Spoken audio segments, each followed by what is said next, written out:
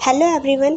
आज हम क्लास 6 की साइंस का चैप्टर नंबर 2 भोजन के घटक स्टार्ट करने वाले हैं। भोजन होता है खाने का चीज़, घटक होता है उसके अंदर क्या क्या पाया जाता है। ठीक है, इसका पेज ये वाला पेज तो रीड कर लेना है, सिर्फ रीड करने का है। इसके नेक्स्ट पेज पे आते हैं हम। ये वाला पेज, ये लाइन पढ़ो, सबसे इम्पॉर्टेंट लाइन है ये। हमारे शरीर के लिए कुछ आवश्यक घटक होते हैं, इन घटकों को हम पोषक कहते हैं। जो हमारे शरीर के लिए जो आवश्यक घटक होते हैं, जो हमारे भोजन में पाए जाते हैं, उन्हें बोलते हैं पोषक।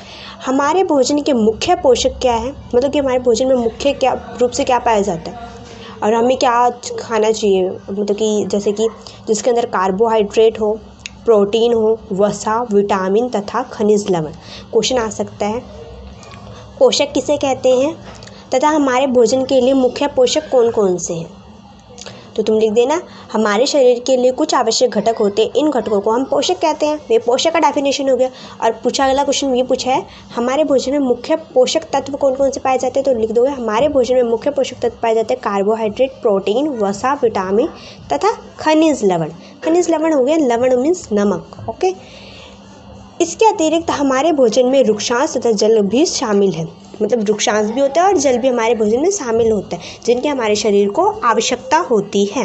ये बिल्कुल इंपॉर्टेंट लाइन है, इसमें तो बिल्कुल अंडरलाइन लगा लें। ठीक है, इसी के नीचे एक ये वाला इंपॉर्टेंट है, ये सारा रीड कर लेना। मैं सिर्फ तुम्हें इंपॉर्टेंट बता रही हूँ और कौन सा क्वेश्चन तुम्हारे पेपर में आ सकता है वो बता रही हूँ। ठीक है, हमारे भोजन में पाए जाने वाले मुख्य कार्बोहाइड्रेट मंड तथा शर्करा है। मंड मीन्स स्टार्च और शर्करा मीन्स शुगर। स्टार्च और शुगर हमारे भोजन में मुख्य रूप से पाया जाता है। मंड कहाँ होता है, आलू के अंदर। ठीक है, अब नेक्स्ट पेज देखेंगे। ये वाला पेज सिर्फ रीड कर लेना, रीड करने का है। इसका नेक्स्ट पेज देखते हैं हम, ये वाला।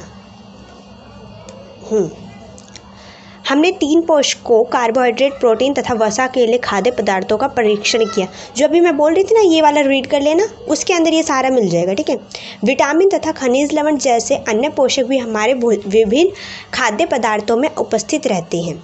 इन सभी पोषकों का हमें क्यों आवश्यक होता है, सभी तो इक्वल हमें खाना चाहिए ना। प्रोटीन भी हमें मिलना चाहिए, वसा भी, इसलिए सारी चीज़ हमारे लिए इक्वल इम्पॉर्टेंट होती है।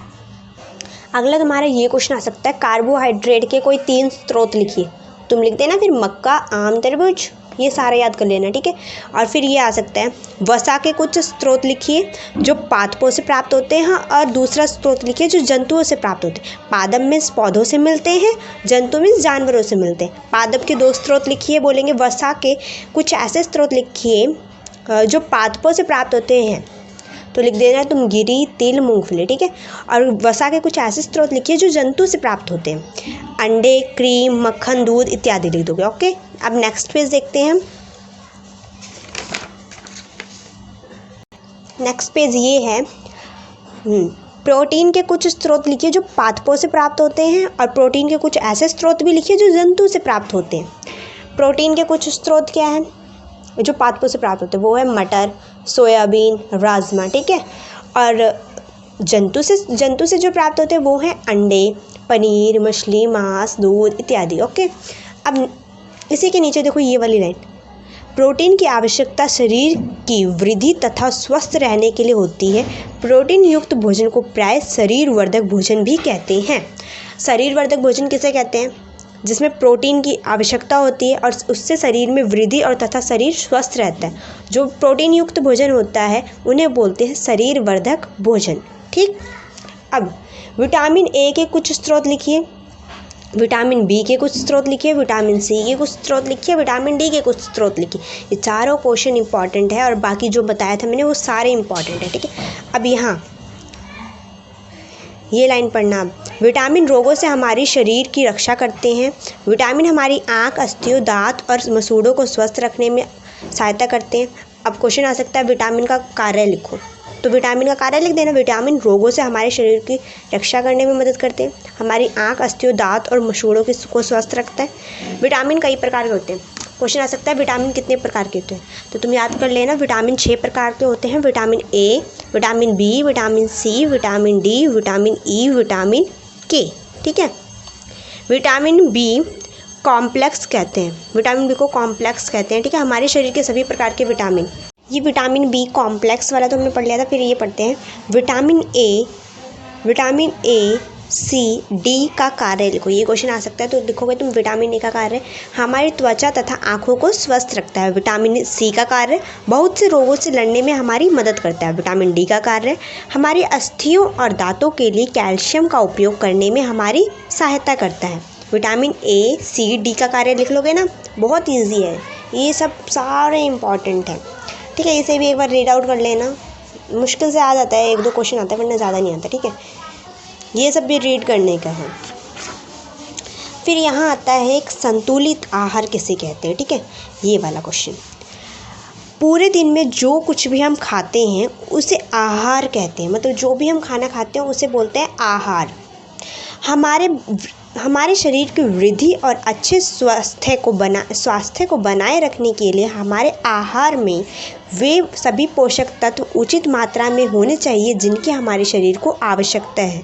कोई भी पोषक तत्व ना आवश्यकता से अधिक और ना ही कम, मतलब कि कोई भी हमें जितना हमें भूख लगे उतना ही खाना चाहिए, उससे ज़्यादा नहीं खाना चाहिए। हमारे आहार में पर्याप्त मात्रा में रुक्षांश तथा जल भी होना चाहिए। मतलब हमारे भोजन में रुक्षांश और जल का भी होना बहुत ज़रूरी है। इस प्रकार के आहार को संतुलित आहार कहते हैं। ये पूरा रीड कर लेना। ठीक है, फिर क्वेश्चन आ जाएगा संतुलित आहार किसे कहते हैं। तो यहाँ से भी आंसर लिख सकते हो, यहाँ से लेके यहाँ तक। संतुलित आहार से आप क्या समझते हैं, किसी भी टाइप से क्वेश्चन आ जाएगा, ये सब रीड करने का। ठीक है, ये सारा रीड कर लेना। फिर आता है ये अभावजन्य रोग। अभावजन्य रोग वे रोग होते हैं, वे रोग जो लंबी अवधि तक पोषकों के अभाव के कारण होते हैं। मतलब खाना कम खाने के कारण होते हैं ये रोग, उसे बोलते हैं अभावजन्य रोग। उन्हें अभावजन्य रोग कहते हैं। वे रोग जो लंबी अवधि तक रहते हैं, मतलब बहुत लंबे समय तक रहते हैं और वो भी पोषकों के अभाव से, उसे बोलते हैं अभावजन्य रोग। सारा ही इंपॉर्टेंट है। ठीक है, बहुत इजी भी चैप्टर है, हार्ड भी नहीं है, बट क्वेश्चन भी बहुत ज़्यादा बनते हैं इस चैप्टर से, तो अच्छे से रीड कर लेना। ठीक है, ये वाला टॉपिक तो बहुत ज़्यादा इंपॉर्टेंट है, बहुत ज़्यादा। ठीक है, ये पेपर में हमेशा आता है। विटामिन और खनिज लवणों के अभाव के कारण होने वाले रोग और विकार लिखे। विटामिन ए से हमें कौन सा रोग होता है, अभावजन्य, मतलब कि बहुत लंबी अवधि तक जो रोग होता है। क्षीणता, दृष्टिहीनता, मतलब कि जो पास से देखने की जो शक्ति होती है वो हमारी कमज़ोर हो जाती है। कमज़ोर दृष्टि, अंधेरे रात में कम दिखाई देना, ये इसके लक्षण है। मतलब रात में कम दिखाई देना, आंखें कमज़ोर हो जाना है, कभी कभी पूरी तरह भी दिखाई देना बंद हो जाता है, कभी कभी पूरी तरह भी दिखाई नहीं देता। विटामिन B1 से होने वाला रोग बेरी रोग, इसका लक्षण क्या है, दुर्बल पेशियां और काम करने की ऊर्जा में कमी। मतलब कि काम कोई भी करो बिल्कुल ऐसा लगे बिल्कुल थकान है, हम बिल्कुल लूज़ हो जाए। विटामिन C से होने वाला रोग स्कर्वी, मसूड़े से खून निकलना, घाव भरने में अधिक समय लगना। मतलब कि दांत में जो मसूड़े होते हैं उससे खून निकलना और घाव भरने में अधिक समय लेना। मतलब कि कोई भी चोट लगे बहुत लंबा टाइम लग जाए उसे भरने में। विटामिन D से होने वाला रोग रिकेट्स में अस्थियों का मुलायम होकर मुड़ जाना। जो हमारी अस्थियाँ होती हैं, ये हड्डियाँ, इसको ऐसे मुड़ जाना, बिल्कुल मुलायम सा हो जाना। कैल्शियम, अस्थियाँ और दंतशय, कमज़ोर अस्थियाँ और दंतशय, मतलब कमज़ोर दांत और अस्थियाँ दोनों कमज़ोर हो जाना।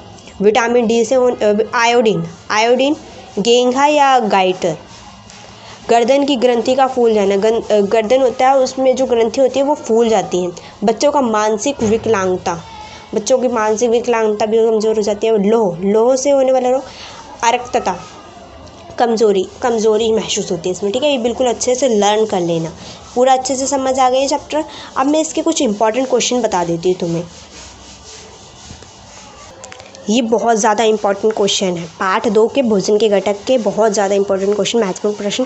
पोषक किसे कहते हैं, हमारे भोजन में मुख्य रूप से कौन कौन से पोषक पाए जाते हैं, कौन कौन से पोषक पाए जाते हैं। कार्बोहाइड्रेट के कोई 3 स्रोत लिखिए, सारा मैंने तुम्हें बताया अच्छे से। वसा के 2 पादप स्रोत लिखे और 2 जंतु स्रोत लिखे। प्रोटीन के 2 पादप स्रोत लिखे और 2 जंतु स्रोत लिखे। शरीरवर्धक भोजन किसे कहते हैं, विटामिन कितने प्रकार के होते हैं, नाम लिखें, सबका नाम लिख देना। ठीक है, vitamin A B C D E के, vitamin A B C D के 2 स्रोत लिखें। विटामिन A C और D का कार्य लिखें। संतुलित आहार से आप क्या समझते हैं? अभावजन्य रोग किसे कहते हैं? मैंने इसका कोई भी क्वेश्चन नहीं बनाया है क्योंकि ये तुम्हें बिल्कुल अच्छे से लर्न कर लेना है पूरा का पूरा। कुछ भी आ सकता है इसमें, बोल देंगे विटामिन सी का रोग लिखे और इसका एक लक्षण बताइए, ऐसे भी आ सकता है विटामिन ए और B1 का रोग लिखे और उसके लक्षण बताए। तो इसका मैंने कोई क्वेश्चन नहीं बनाया, बट तुम ये अच्छे से लर्न कर लेना, कुछ बहुत इंपॉर्टेंट ये वाला। अब इस चैप्टर की हम एक्सरसाइज देख लेते हैं, ये वाला चैप्टर की एक्सरसाइज देख लेते हैं। हमारे भोजन में मुख्य पोषक तत्वों के नाम लिखे। हमारे भोजन में मुख्य रूप से कौन से पोषक तत्व पाए जाते हैं? वही क्वेश्चन है जो मैंने दिया है इंपॉर्टेंट में। निम्नलिखित के नाम लिखिए। पोषक जो मुख्य रूप से हमारे शरीर को ऊर्जा देते हैं वो है कार्बोहाइड्रेट और वसा। पोषक जो हमारे शरीर की वृद्धि और अनुरक्षण के लिए आवश्यक है प्रोटीन। वह विटामिन जो हमारी अच्छी दृष्टि के लिए आवश्यक होते हैं वो है विटामिन ए। वह खनिज जो अस्थियों के लिए आवश्यक है वो है कैल्शियम।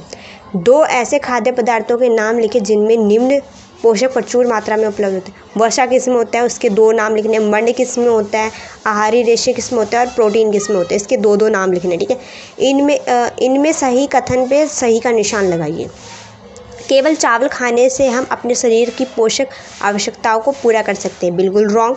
चावल खाने से थोड़ी पूरा होगा, सब कुछ खाना है, हमें दाल खाना है, सब्जी खानी है, रोटी खानी है, सब कुछ खानी है। संतुलित आहार खाकर अभावजन्य रोगों की रोकथाम की जा सकती है। बिल्कुल राइट। अगर हम खाना अच्छे से खाएंगे तो हमें अभावजन्य रोग क्यों होगा? अभावजन्य रोग तो उसी वजह से होता है ना जब हम कम पोषक खाते हैं, कम खाना खाते हैं। शरीर के लिए संतुलित आहार में नाना प्रकार के खाद्य पदार्थ होने चाहिए, मतलब कि हमें सभी प्रकार के खाने चाहिए संतुलित, जैसे कि प्रोटीन, कार्बोहाइड्रेट, वसा, खनिज, लवण, सब कुछ होने चाहिए हमारे भोजन में। शरीर को सभी पोषक तत्व उपलब्ध कराने के लिए केवल मांस पर्याप्त है? बिल्कुल नहीं। सब कुछ होगा तभी ये अच्छा रहेगा। पोषक तत्व में सब कुछ खाना चाहिए, ज़रूरी थोड़ी मांस खाने से हम स्वस्थ रहें। सब कुछ खाना चाहिए। डैश विटामिन डी के अभाव से होता है। रिकेट्स जो है वो विटामिन डी के अभाव से होता है। जो ये वाला पेज था ना, इसमें देखो विटामिन डी से होने वाला रोग क्या था? रिकेट्स, यही हो गया। डैश की कमी से बेरी नामक रोग होता है। विटामिन बी, ये भी उसी में है, देखो सेम है। विटामिन सी के अभाव से डैश नामक रोग होता है, ये भी। स्कर्वी, हमारे भोजन में डैश के अभाव से रतौंधी, विटामिन के अभाव से हमें रतौंधी होता है। ठीक है, सारे बहुत इंपॉर्टेंट है। मैंने सारे क्वेश्चन तुम्हें इंपॉर्टेंट लिखवा दिए, ये आराम से तुम लिख लेना और अच्छे से इसे प्रैक्टिस कर लेना। ठीक है, और नेक्स्ट क्लास में हम करेंगे चैप्टर नंबर 3। ठीक है, तुम अच्छे से एक बार उस चैप्टर को रीड कर लेना तो फिर तुम्हें अच्छे से समझ आ जाएगा। आज के लिए इतना ही। थैंक यू, धन्यवाद।